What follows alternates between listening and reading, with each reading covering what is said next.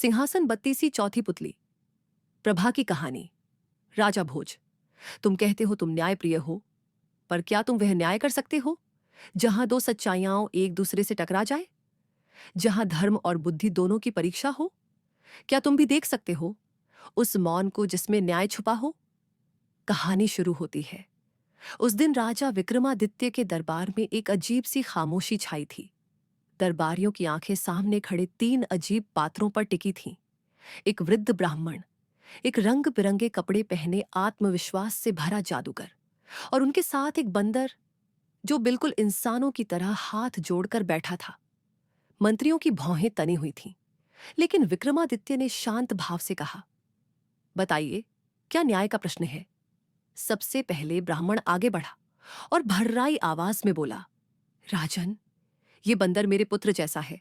मैंने इसे बचपन से पाला है, इसे अपनी संतान समझा है, लेकिन ये जादूगर इसे छीन लाया है और कहता है कि ये उसका कोई चमत्कारी प्राणी है। इस पर जादूगर हंस पड़ा।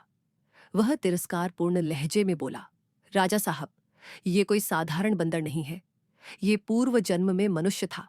मेरी तंत्र साधना का परिणाम है ये। मैंने इसे मंत्रों से बंदर बनाया है। ये ब्राह्मण झूठा है, भावनाओं में बहा हुआ। इतने में बंदर की आंखों से आंसू टपकने लगे। वह धीरे से चला और ब्राह्मण के पैरों में सिर झुका दिया। दरबार सिहर उठा, लेकिन तभी जादूगर ने एक इशारा किया और बंदर अचानक उठ खड़ा हुआ। फिर वह नाचने लगा, जैसे किसी तालीमशुदा कलाकार की तरह। हर कोई स्तब्ध था।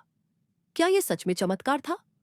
अब प्रश्न उठ खड़ा हुआ, क्या सही है, ब्राह्मण की ममता या जादूगर की तंत्र शक्ति? राजा विक्रमादित्य कुछ देर तक मौन रहे। फिर उन्होंने गहरी नजरों से बंदर की आंखों में देखा और बोले, सत्य वही है जो परीक्षण में टिके। कल सुबह सत्य अपने आप सामने आ जाएगा। अगले दिन विक्रमादित्य ने दोनों पक्षों को बुलवाया और आदेश दिया, ब्राह्मण, तुम बंदर को एकांत में जाकर पुकारो, जैसे तुम बचपन से करते हो, और जादूगर, तुम अपनी तंत्र शक्ति का प्रयोग करो और इसे बुलाओ। सबसे पहले ब्राह्मण ने पुकारा, लालू, आ बेटा। बंदर 2 कदम चला और फिर रुक गया। अब जादूगर ने तांत्रिक मुद्रा बनाई, मंत्र पढ़ा। हवा में एक रहस्यमयी ध्वनि गूंजी। बंदर कांपने लगा, उसकी सांसें तेज हो गईं। लेकिन फिर उसने अचानक जादूगर की ओर नहीं, बल्कि ब्राह्मण की ओर दौड़ लगाई और उसकी गोद में जा गिरा। वह फूट फूट कर रोने लगा। उसके दोनों हाथ ब्राह्मण के गले से लिपट गए, जैसे वर्षों की पीड़ा एक क्षण में बाहर आ गई हो। पूरा दरबार निशब्द था। विक्रमादित्य उठे और घोषणा की, सत्य जादू में नहीं, भावना में होता है। जो प्यार से पाला गया, उसे तंत्र से नहीं छीना जा सकता। यह बंदर अब किसी तांत्रिक प्रयोग का नहीं, बल्कि एक पिता की ममता का प्रमाण है।